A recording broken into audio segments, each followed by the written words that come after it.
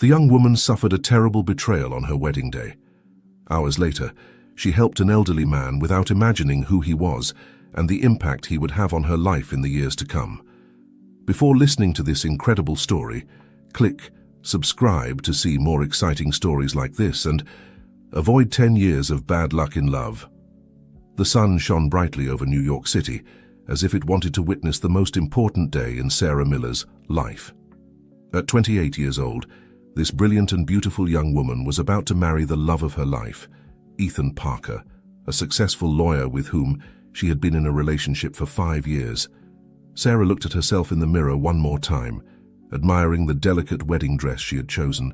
So carefully, her honey-colored eyes sparkled with excitement, and her long brown hair fell in soft waves over her shoulders. She felt like she was in a fairy tale ready to live her happily ever after. "Sarah, it's time to go," shouted Jessica, her best friend and maid of honor, from the bedroom door. "The girls are waiting for us downstairs for the bachelorette party." Sarah smiled, a little nervous. "I'm coming, Jess. I just need one more minute." The bride took a deep breath, trying to calm the nerves that were beginning to take over her. It wasn't just the excitement for the wedding. There was something else, an unsettling feeling she couldn't explain. She shook her head, trying to get rid of those thoughts. It was her special day, and nothing could ruin it. She went down the stairs of her parents' house, where she had been getting ready, and was greeted by shouts of joy from her friends. They were all wearing elegant cocktail dresses in pastel tones, perfect for the occasion. "There's the most beautiful bride in all of New York," exclaimed Rachel, another of her close friends, as she handed her a glass of champagne. Sarah laughed, infected by her friend's enthusiasm. "Thank you, girls. I can't believe this day has finally arrived." "Well, believe it, friend," said Jessica, raising her glass, "because tonight we're going to celebrate like never before to Sarah and her last night as a single woman." They all toasted and drank, filling the room with laughter and joy. However, Sarah couldn't help but notice a strange look shared between Jessica and Rachel. It was just for an instant, but it was enough for that feeling of unease to settle in her chest again. The girls got into a limousine that was waiting outside, decorated with balloons and ribbons. The driver took them to an exclusive nightclub in the heart of Manhattan, where they had reserved a VIP area for the celebration. The music resonated in their ears as they entered the venue. Neon lights flashed to the rhythm of electronic music, creating an atmosphere of partying and debauchery. Sarah let herself be carried away by the environment, dancing and laughing with her friends. "Time for shots," announced Rachel, bringing a tray with small glasses filled with a bright green liquid. Sarah hesitated for a moment. "I don't know, girls. I don't want to overdo it. Tomorrow is the big day, and—" "Oh, come on, Sarah," Jessica insisted, putting a glass in her hand. "It's your bachelorette party. One round won't hurt you." Giving in to group pressure, Sarah took the shot in one gulp. The liquid burned her throat, leaving a bitter taste in her mouth. Almost immediately, she felt a sudden dizziness. "Wow, this is strong," she muttered, leaning on Jessica. "Easy, friend," said Rachel, with a smile that didn't reach her eyes. "Just relax and enjoy the night."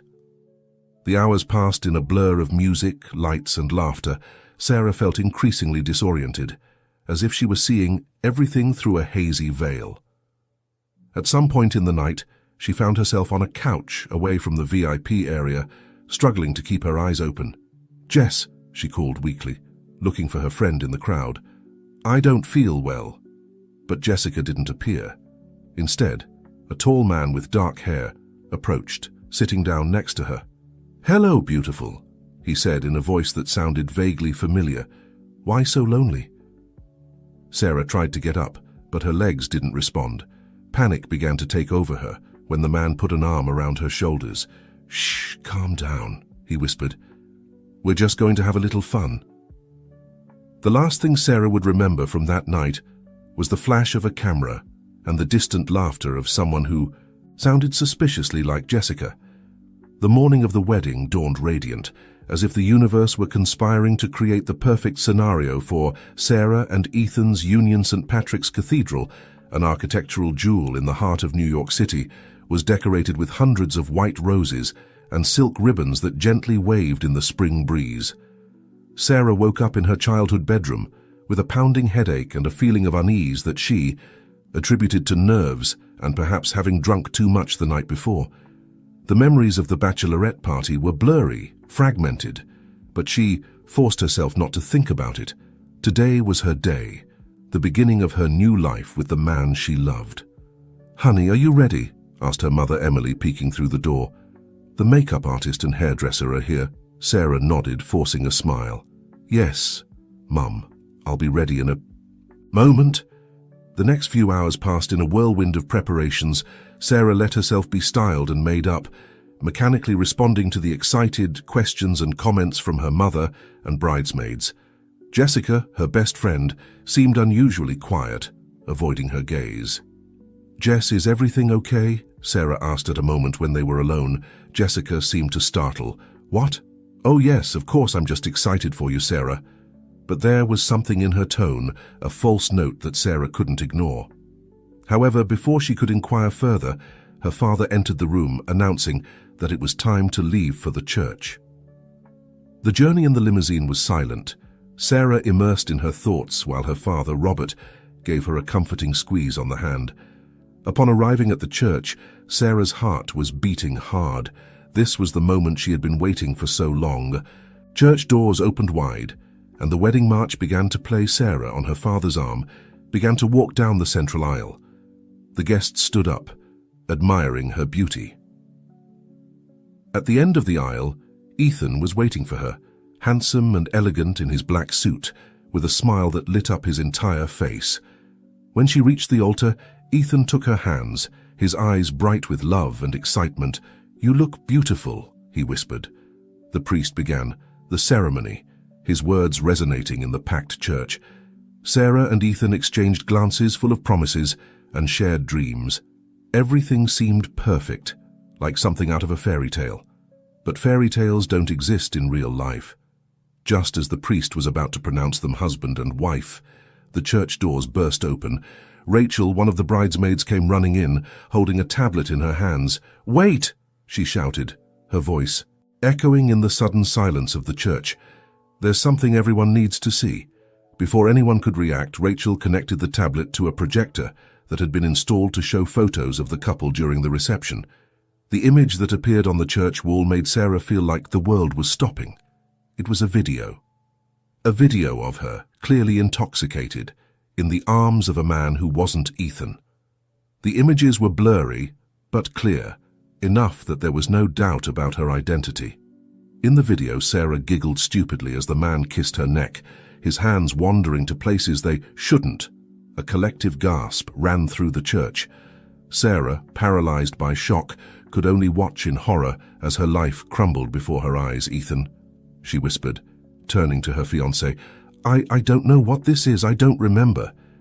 But Ethan had already let go of her hands, his face a mask of pain and betrayal. "How could you?" he said in a broken voice. "I thought you loved me." "I do love you," Sarah exclaimed, tears running down her cheeks. "Ethan, please, you have to believe me. This isn't what it looks like." But it was too late. Ethan had already turned around, walking quickly towards the church exit. The murmurs of the guests grew into a roar in Sarah's ears. Amid the chaos, Sarah looked for Jessica, hoping to find support from her best friend. But what she saw left her cold. Jessica and Rachel were sharing a look of complicity, a barely disguised smile on their lips. At that moment, Sarah knew she had been betrayed by those she considered her closest friends. With her heart broken and her mind clouded by confusion and pain, Sarah did the only thing she could do. She ran. She ran out of the church, ignoring the shouts of her parents and the flashes of the paparazzi cameras that had already heard about the scandal. She ran through the streets of New York, her wedding dress billowing behind, her like a cruel reminder of the dreams that had been shattered in a matter of minutes. She ran until her feet could take no more, until the physical pain matched the emotional one. And it was then, in the darkest moment of her life, that fate decided to intervene in the most unexpected way. Sarah stopped in a small park, exhausted and disoriented. Her wedding dress, once immaculate, was now dirty and torn. Tears had ruined her makeup, leaving black streaks on her cheeks. She sat on a bench, trying to process what had just happened. "How could this happen?" she asked aloud, sobbing. "Why did they do this to me?" She was so immersed in her pain that she didn't notice the elderly man slowly approaching, leaning on a cane. The man, about 70 years old, wore an elegant but somewhat disheveled suit. His face showed the wrinkles of a long and probably difficult life, but his blue eyes shone with a mixture of curiosity and concern. "Excuse me, miss," said the old man in a kind voice. "Are you all right?" Sarah looked up, surprised by the interruption. For a moment she considered ignoring the man, but something in his expression made her change her mind. "I know," she finally replied, her voice broken. "I just lived through the worst day of my life." The old man nodded understandingly and sat down next to her on the bench. "Sometimes the days we think will be the best end up being the worst," he said. "But that doesn't mean it's the end." Sarah looked at him, intrigued by his words. There was something about this man, a wisdom that emanated from him that made her feel a little better. "My name is Frank," the old man introduced himself. Extending his hand, "Sarah," she responded, shaking his hand tremblingly. "Well, Sarah," said Frank with a kind smile, "what do you say if you tell me what happened? Sometimes talking to a stranger can be easier than talking to someone close." And so Sarah found herself telling the whole story to this stranger. She told him about the wedding, the video, the betrayal of her friends. Frank listened attentively, without interrupting, his eyes full of understanding and sympathy. When Sarah finished her story, Frank remained silent for a moment, as if he were processing all the information. "Sarah," he finally said, "what they've done to you is terrible. But let me tell you something. This is not your fall, it's your opportunity to rise stronger." Sarah looked at him, surprised by the strength in his voice. "How can I rise from this? I've lost everything," Frank was about to respond when suddenly he brought a hand to his chest, his face contorting in a grimace of pain. "Mr. Frank," Sarah exclaimed, alarmed. "What's wrong?" "My heart!" Frank gasped, leaning forward. "I think I'm having an attack." Without thinking twice, Sarah sprang into action. Years of training as a medical student emerged instinctively. She helped Frank lie down on the bench and quickly assessed his vital signs. "Help!" she shouted to passers-by. "Call an ambulance!" While waiting for help, Sarah kept calm and began performing CPR. Her hands, which just hours ago had been trembling with excitement as she prepared for her wedding, now worked with precision to save a life. The ambulance arrived in minutes, which seemed like hours to Sarah. The paramedics took control of the situation, praising Sarah for her quick action. "You've saved his life," one of them told her. As they loaded Frank into the ambulance, Sarah, still in her stained and torn wedding dress, stood on the sidewalk watching as the ambulance drove away. Suddenly, she realized that she didn't even know Frank's last name or which hospital they would take him to. Physically and emotionally exhausted, Sarah finally called her parents. Through tears, she explained where she was and what had happened. Half an hour later, Emily and Robert arrived to pick up their daughter. The journey home was silent. Sarah felt as if she had lived an entire lifetime in the last few hours. When they arrived, she went straight to her room, took off her wedding dress, and got into the shower, letting the hot water wash away the tears and smeared makeup. That night, as she lay in her childhood bed, Sarah reflected on the events of the day. The betrayal of her friends, the loss of Ethan, the encounter with Frank, and the dramatic turn of events. She felt empty, exhausted, but also different, as if something fundamental had changed within her. Before falling asleep, Sarah made a decision. Tomorrow she would begin to rebuild her life, piece by piece. And the first thing she would do was find out what had happened to Frank. The days following the failed wedding were a whirlwind of emotions for Sarah. The media was quick to learn about the scandal, and soon her face was in all the gossip magazines and television shows. "Unfaithful bride abandons groom at the altar," the headlines screamed, completely ignoring the truth behind the story. Sarah locked herself in her parents' house, unable to face the outside world. Her parents, although confused and hurt, stood by her side, offering their unconditional support. "My girl," Emily said one afternoon, sitting next to her, on the bed. "You can't go on like this. You need to face what happened and move forward." Sarah looked up, her eyes red and swollen from crying. "So much. How, Mum? How can I move forward when my whole life has fallen apart?" "By starting over," her mother replied firmly. "You're strong, Sarah, you always have been, and you have a heart of gold. You proved it by helping that man in the park." Her mother's words made Sarah remember Frank. In the midst of her own crisis, she had almost forgotten about the kind old man who had suffered a heart attack. "Frank," she murmured, "I need to know what happened to him." With renewed determination, Sarah got out of bed. She spent the next hour calling all the hospitals in the area, asking about a patient named Frank who had been admitted for a heart attack a few days ago. Finally, at the 5th hospital, she got a positive answer. Frank Thompson had been admitted and was in recovery. Without wasting time, Sarah got dressed and headed to the hospital. Upon arriving at Frank's room, Sarah paused at the door, surprised by the scene she found. The room was large and luxurious, more like a hotel suite than a hospital room Frank was sitting on, the bed surrounded by state-of-the-art machines, and a team of nurses attending to him diligently. "Sarah!" Frank exclaimed when he saw her, his face lighting up with a smile. "My guardian angel." Sarah entered the room shyly. "Mr. Frank, I'm glad to see you're okay." "All thanks to you, dear," said Frank, gesturing for her to come closer. "Come, sit down. We have a lot to talk about." For the next hour, Sarah and Frank talked like old friends. Frank told her about his life, his career as a businessman and philanthropist, and how he had built an empire from scratch. "But you know, Sarah," Frank said with a sigh, "all the money in the world means nothing if you don't have someone to share it with. My wife passed away years ago and we never had children. I was alone until you appeared." Sarah looked at him, moved by the sincerity in his words. "Sarah," Frank continued, taking her hand, "you saved my life, and not just in the literal sense. You've given me a purpose again. I want to help you. If you'll let me—" "Help me?" Sarah asked, confused. "Yes," Frank nodded. "I know you've been through a terrible time, but I believe you have great potential. You're intelligent, compassionate, and brave. I want to offer you the opportunity to rebuild your life, to achieve your dreams." Sarah listened, stunned, as Frank explained his proposal.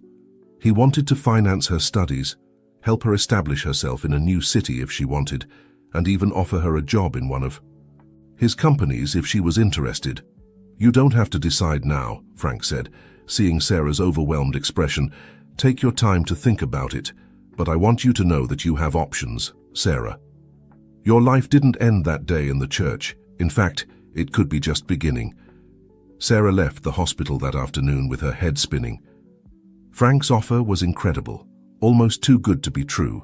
But beyond the financial help, what moved her most was the emotional support, the faith that this man, practically a stranger, had in her. That night, while having dinner with her parents, Sarah told them about her visit to Frank and his offer. "It's an incredible opportunity, honey," said Robert, her father, after listening to the whole story.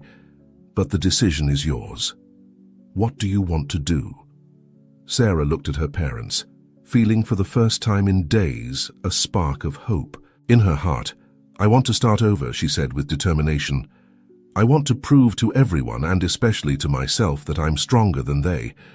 I want to accept Frank's offer and finish my medical career." Emily smiled, with tears in her eyes. "That's my girl," she said, hugging her daughter. "We always knew you were destined for great things." In the following days, Sarah worked with Frank to develop a plan. She decided to move to Boston, where she would complete her medical studies at the local university. Frank would not only finance her studies, but also help her establish herself in her new life. Before leaving, Sarah had to face one last test. She decided to confront Jessica and Rachel, not for revenge, but to understand why they had betrayed their friendship in such a cruel way. The encounter was tense and emotional. Jessica, between tears, confessed that she had been in love with Ethan for years, And that jealousy had led her to plan the deception along with Rachel. "I'm so sorry, Sarah," Jessica sobbed. "I don't know what I was thinking. I ruined your life and our friendship over something stupid." Sarah listened in silence, feeling a mixture of pain, anger, and surprisingly pity. "What you did is unforgivable," she finally said. "But I'm not going to let your actions control my life. Any more, I'm leaving New York to start over. I hope that someday you can forgive yourselves because I won't carry that weight anymore." With those words, Sarah closed a chapter of her life and prepared to begin a new one. A week later, with her suitcases full of clothes and her heart full of hope, Sarah boarded a plane bound for Boston, ready to write her own story of redemption. The morning sun filtered through the curtains of the small apartment in downtown Boston. Sarah woke up slowly, stretching in her bed before opening her eyes. 3 years had passed since that fateful wedding day, 3 years since she had decided to radically change her life. She got up and went to the kitchen to make herself a coffee. As the coffee maker bubbled, Sarah looked out the window, observing the city she now called home, Boston, with its cobblestone streets and mix of colonial and modern architecture, had offered her the refuge she needed to heal and grow. The sound of her phone pulled her out of her thoughts. It was a message from Frank. "Good luck today, my dear Sarah.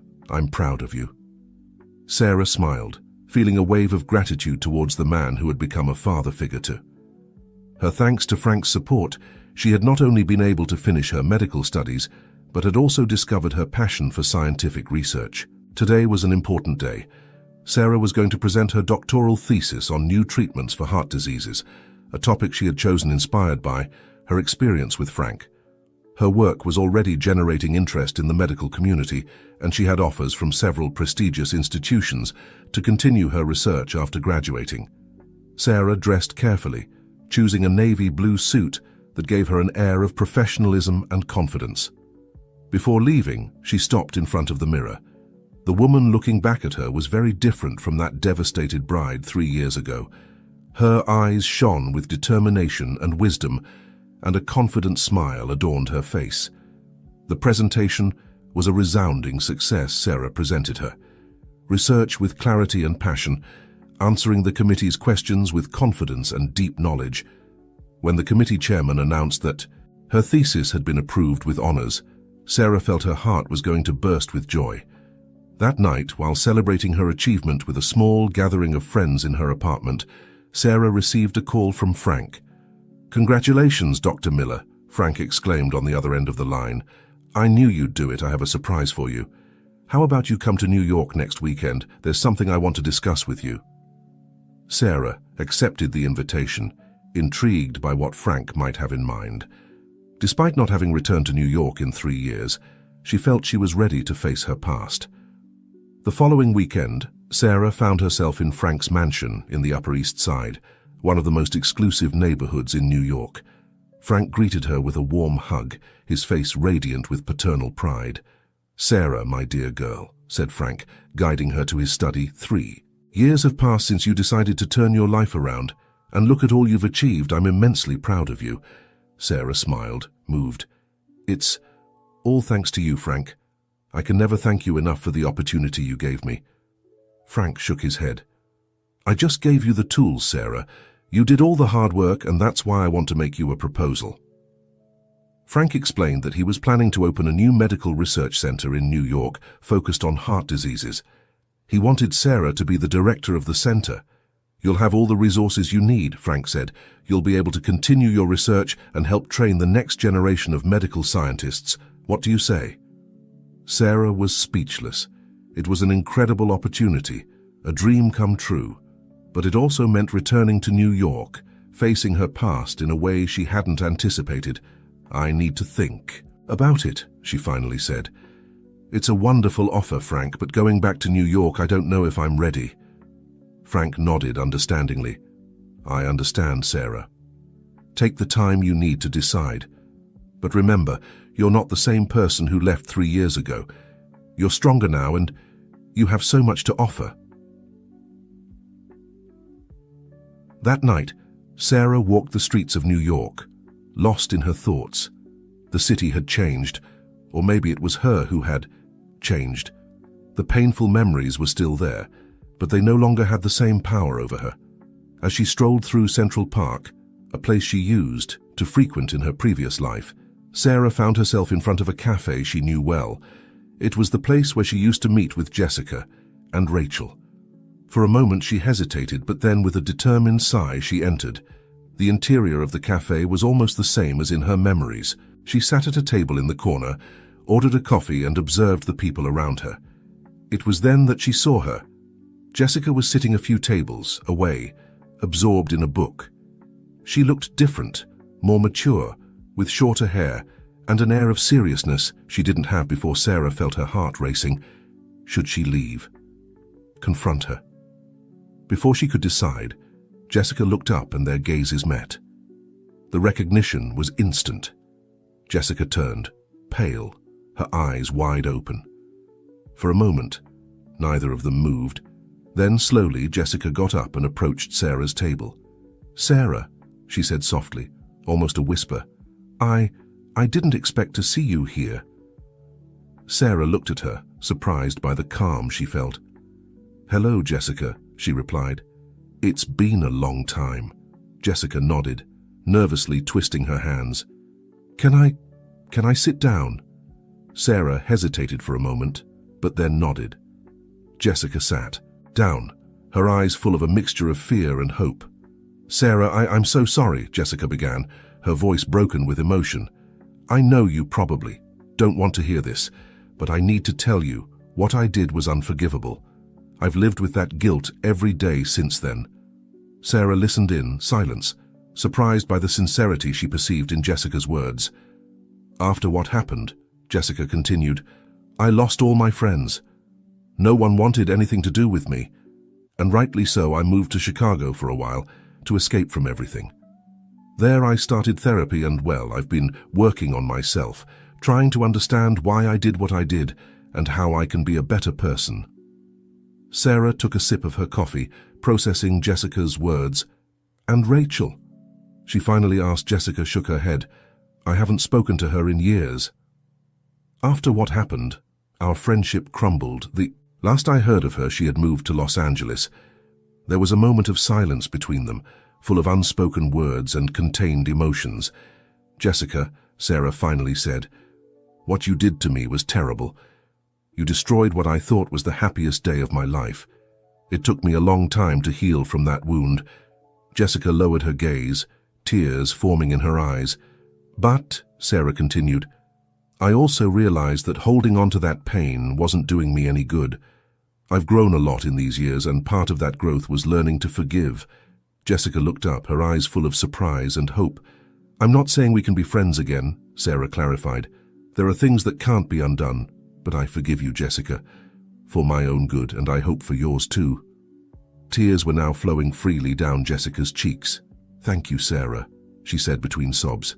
"I don't deserve your forgiveness, but it means more than I can express." They talked for a while longer, catching up on their lives. Jessica told her that she now worked as a social worker, helping at-risk youth. Sarah told her about her studies and her research, although she omitted mentioning Frank's offer. When they finally said goodbye, Sarah was surprised to feel a weight lifting from her shoulders. The encounter with Jessica had been unexpected, but somehow cathartic. That night, back at the hotel, Sarah made a decision. She called Frank. "I accept your offer," she said. When he answered, "I'm ready to return to New York and direct the research center." She could hear the smile in Frank's voice when he replied, "I'm glad to hear that, Sarah. I knew you'd make the right decision." As she prepared for bed, Sarah reflected on the events of the day. She had faced her past and had come out stronger. She was ready for this new chapter in her life, ready to make a difference in the world of medicine and perhaps in the lives of the people around her. What Sarah didn't know was that fate had one more surprise in store for her. A surprise that would come in the form of a familiar face from the past, someone she never expected to see again. The following months were a whirlwind of activity for Sarah. Settling back in New York was a challenge, but one she faced with determination and optimism. The Thompson Cardiac Research Center, named in honor of Frank, was rapidly taking shape under her direction. One spring afternoon, As Sarah was reviewing the plans for the new building, with the team of architects, her assistant Olivia hurriedly entered the office. "Dr. Miller," said Olivia, a little out of breath, "there's someone who wants to see you." He says, "It's urgent." Sarah frowned, intrigued. She had no scheduled appointments for that afternoon. "Who is it?" she asked Olivia. Hesitated for a moment. He said, "His name is Ethan Parker." The world seemed to stop for an instant. Sarah felt the air leave her lungs. Ethan. The name she had tried to forget for years, the face that had once been the center of her world. "Doctor." Olivia's worried voice brought her back to reality. "Do you want me to tell him to leave?" Sarah took a deep breath, trying to calm her racing heart. "No," she finally said. "It's okay, send him in." Moments later, Ethan entered the office. Sarah observed him, noticing the subtle changes in his appearance. His hair was a little longer, he had a few days' stubble, and his eyes looked tired, as if they had seen too much. "Hello, Sarah," said Ethan, his voice soft and a little uncertain. "Ethan," Sarah replied, proud of how steady her voice sounded. "It's been a long time." Ethan nodded, running a hand through his hair in a nervous gesture that Sarah remembered well. "Yes, it has been. I wasn't sure if you'd want to see me." "Honestly, I'm not sure I want to," Sarah said frankly. "Why are you here, Ethan?" Ethan took a deep breath before speaking. "I've come to ask for your forgiveness, Sarah, and to tell you the truth." Sarah stared at him, a mix of emotions stirring inside her. "The truth? What truth?" "The truth about what happened on our wedding day," said Ethan. "The truth I discovered too late." With a gesture, Sarah indicated for him to sit down. Ethan did so, and began to speak. After what happened in the church, I was devastated," he began. "I immersed myself in work, trying to forget, but I couldn't get you out of my mind." Something didn't add up in the whole situation. Ethan told her how, months after the failed wedding, he met an old friend who worked in computer security.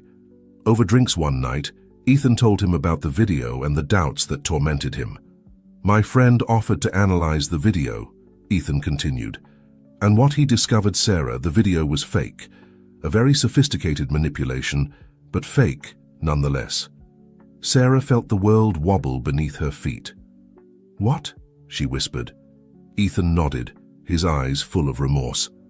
"My friend was able to trace the origin of the video. It was created by a special effects studio, and guess who paid for it?" "Jessica and Rachel," Sarah said, the pieces finally falling into place. "Exactly," Ethan confirmed. "When I found out, I went to confront them. Jessica broke down and confessed everything. The plan, the drug they gave you at the bachelorette party, how they created the fake video." Sarah stood up from her chair, unable to stay still. She walked to the window, looking at the city without really seeing it. "Why didn't you look for me then?" she asked, her voice barely a whisper. Ethan lowered his gaze, ashamed. "Because I was a coward," he admitted. "Because I realized how much I had failed you. I should have believed you, I should have trusted you, but I let my insecurities and my hurt, pride, cloud my judgment. By the time I discovered the truth, you had disappeared. No one knew where you were." A heavy silence fell in the office. Sarah was trying to process everything she had just heard. Her whole life had changed because of a lie. A betrayal even deeper than she had imagined. "And why now?" she finally asked, turning to Ethan. "Why after so long?" Ethan stood up, approaching her, but maintaining a respectful distance. "Because I saw you in the news," he said. "The announcement of the new research center. I saw what you've accomplished, how far you've come, and I realized that, although it's probably too late, I needed to tell you the truth.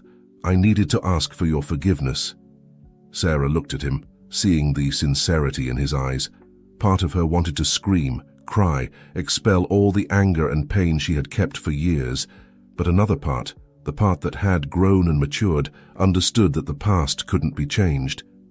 "Ethan," she finally said, her voice soft but firm, "I appreciate you coming to tell me the truth, but many years have passed. We've both changed. We've moved on with our lives." Ethan nodded, a mixture of sadness and understanding on his face. "I know," he said. "I didn't come with expectations, Sarah. I just wanted you to know the truth, and I wanted to say I'm sorry.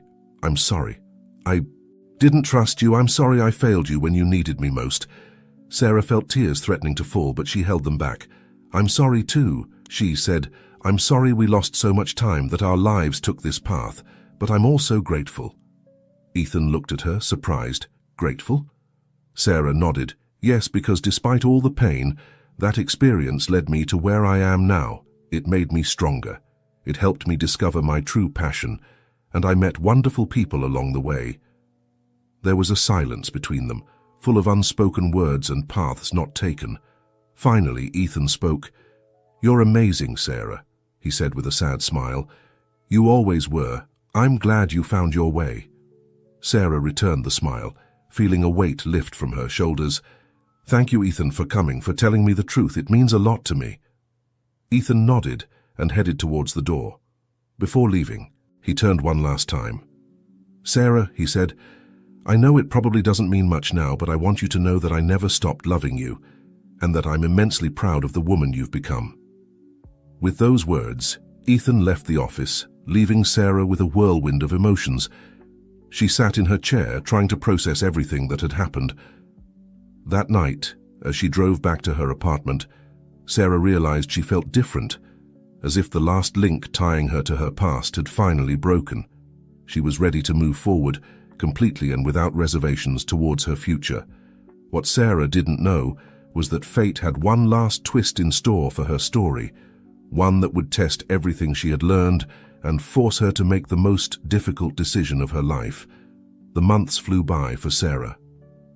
The Thompson Cardiac Research Center was flourishing under her leadership, attracting some of the best medical talent in the country and abroad. Her work was saving lives and breaking new ground in the treatment of heart diseases. One autumn afternoon, as Sarah was reviewing the results of her latest study, she received a call that would change everything. "Dr. Miller?" said a female voice on the other end of the line. "This is Dr. Rodriguez from Mount Sinai Hospital. We have a patient here who has urgently requested to see you." Sarah frowned, intrigued. "A patient? What's this about?" There was a pause before Dr. Rodriguez answered. "It's Mr. Frank Thompson.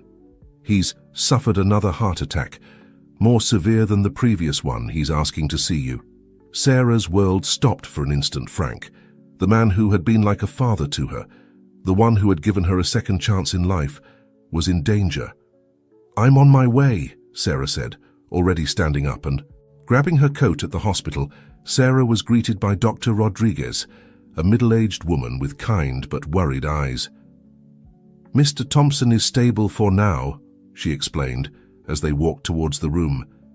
"But his condition is delicate. The damage to his heart is extensive." Sarah nodded, processing the information with the cool mind of a doctor, although her heart was racing with concern.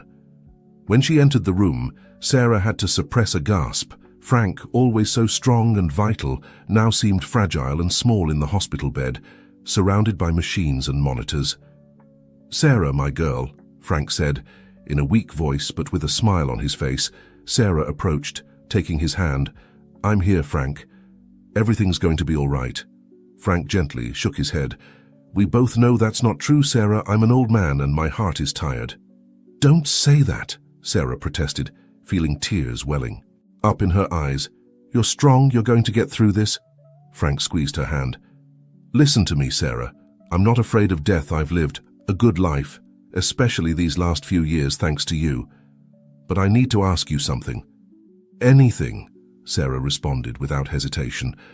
"I want you to take my place on the board of directors of Thompson Enterprises," Frank said. "I want you to take charge of everything." Sarah looked at him, stunned. "But Frank, I'm a doctor, not a businesswoman. I don't know anything about running a company." Frank smiled. "You're smart, Sarah. You'll learn.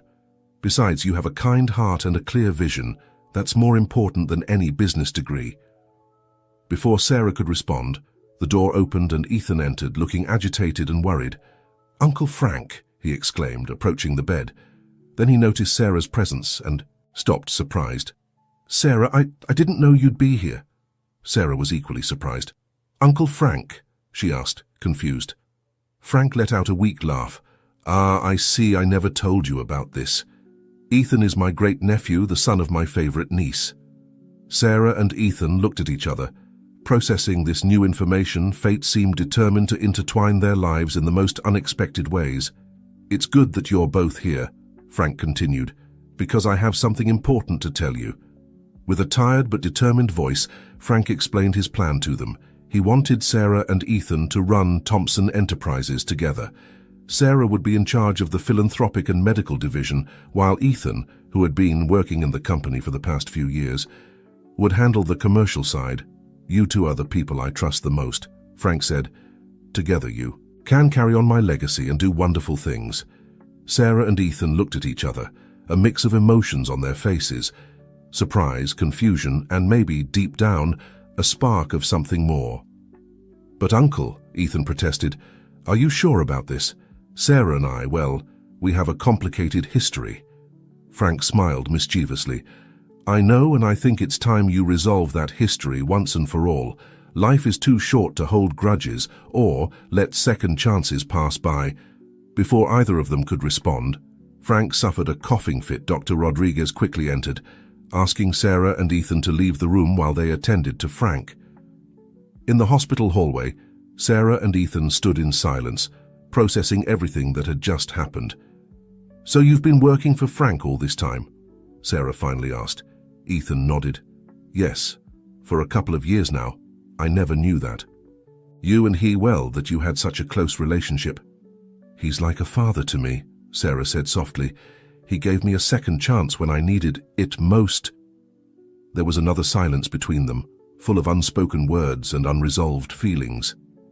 Sarah, Ethan began, I know our history is complicated, but if we're going to do this, if we're going to fulfill Frank's wish, I think we should try to start over.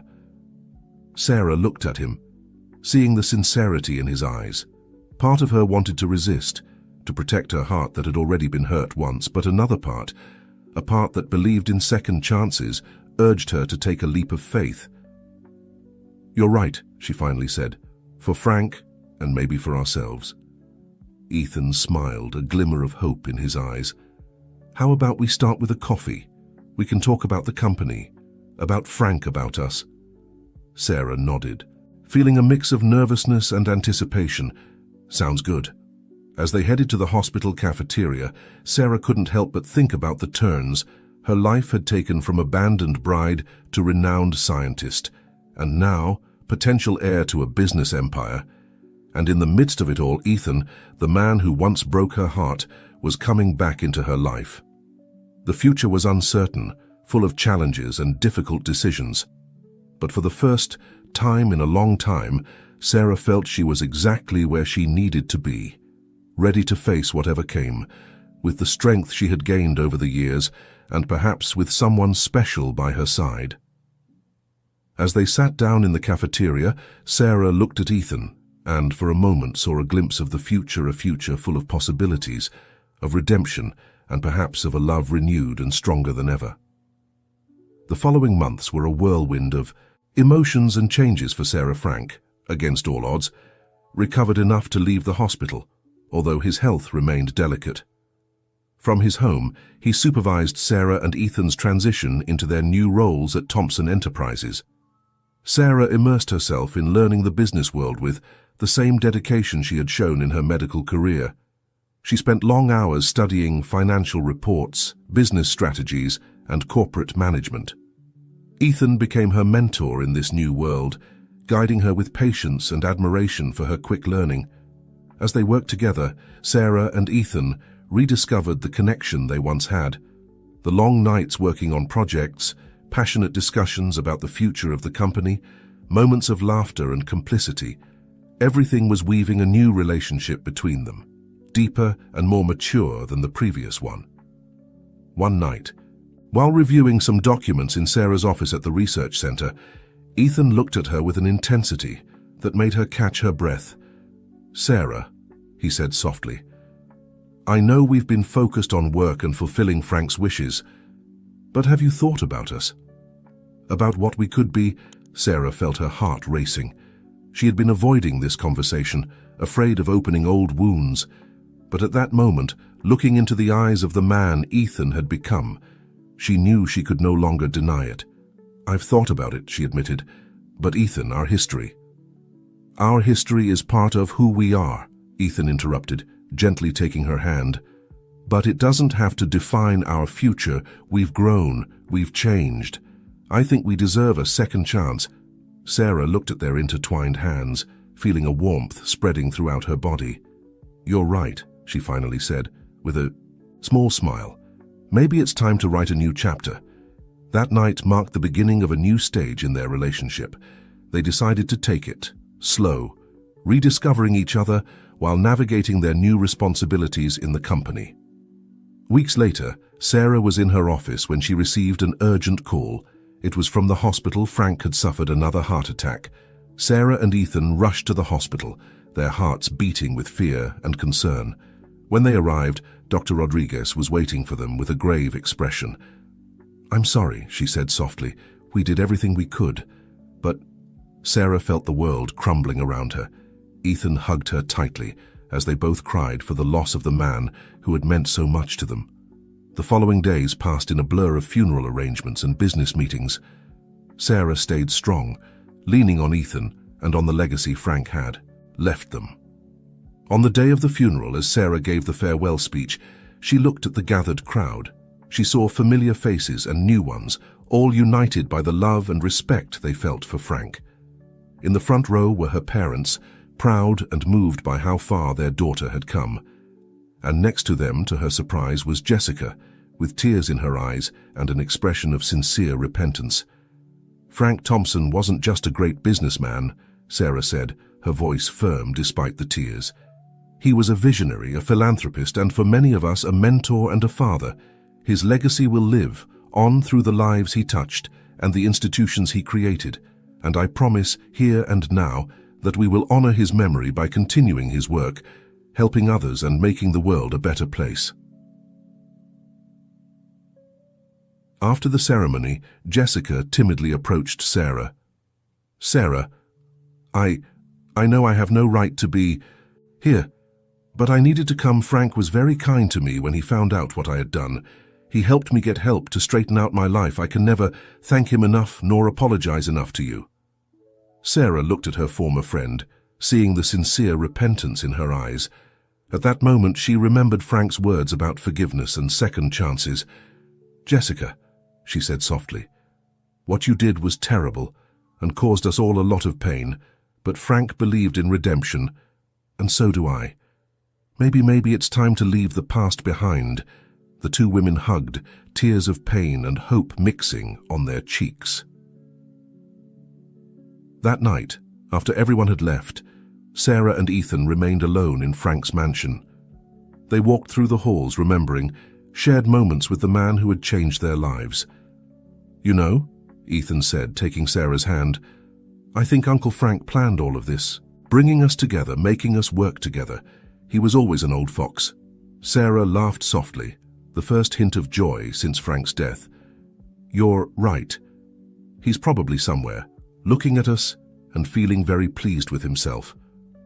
They stopped in front of a large portrait of Frank. Sarah looked at it, feeling a mixture of sadness and gratitude. "Thank you," she whispered to the portrait, "for everything." Ethan hugged her from behind, resting, his chin on Sarah's shoulder. "He would be very proud of you, you know, of how you've handled all of this." Sarah turned in his arms, looking into Ethan's eyes. "Of us," she softly corrected. "He would be proud of us." At that moment, looking into the eyes of the man who once broke her heart and who had now become her pillar of support, Sarah made a decision. "Ethan," she said, her voice barely a whisper, "there's something I need to tell you." Ethan's heart raced, a mixture of hope and fear in his eyes. "What is it?" Sarah took a deep breath. "These last few months working together, rediscovering each other, I've realized something. I love you, Ethan. I love you more than I ever loved you before. It's a more mature love, stronger, a love that has gone through fire and come out purer." Ethan's eyes filled with tears. "Oh, Sarah," he said in a broken voice. "I love you too. I never stopped loving you, not even when I thought I had lost you forever." They kissed then, a kiss full of promises, of forgiveness, of renewed love. When they separated, both had radiant smiles on their faces. "You know what?" Ethan said, a spark of mischief in his eyes. "I think we should get married." Sarah laughed, surprised. "Just like that? No ring, no getting down on one knee?" Ethan smiled. "Well, technically we were. Already engaged once. Let's consider it a renewal of vows we never got to make." Sarah pretended to think about it for a moment. I don't know. The last time we planned a wedding, it didn't turn out very well." "This time will be different," Ethan promised, his face suddenly serious. "This time, nothing and no one will be able to separate us." Sarah looked at him, seeing the sincerity in his eyes, and knew it was true. "Okay," she finally said, with a radiant smile. "Let's get married." 6 months later, in an intimate ceremony in the gardens of the Thompson mansion, Sarah and Ethan finally got married. It was a very different wedding from the one they had planned years ago. There were no large crowds or extravagant decorations. Instead, they were surrounded by the people who really mattered. Sarah's parents were there, proud and excited. Jessica attended too. Her presence a testimony to the power of forgiveness and redemption. Frank's portrait occupied a place of honor, as if the old man was there in spirit, smiling at the culmination of his plan. When the judge declared them husband and wife, Sarah and Ethan kissed amidst the tears and applause of their loved ones. It was a new beginning, a second chance that both were determined to make the most of.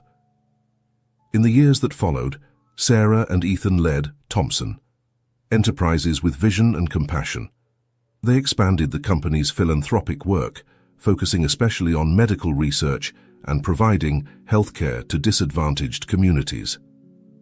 The Thompson Cardiac Research Center became a world-renowned institution under Sarah's direction.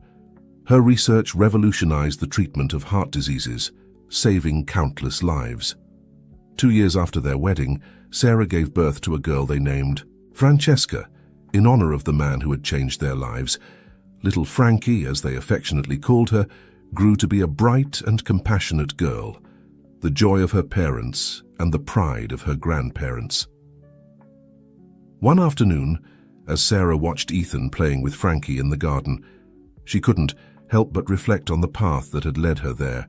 She remembered the pain of betrayal, the desperation of feeling lost, the joy of finding her true vocation, and the sweetness of a love rediscovered and strengthened.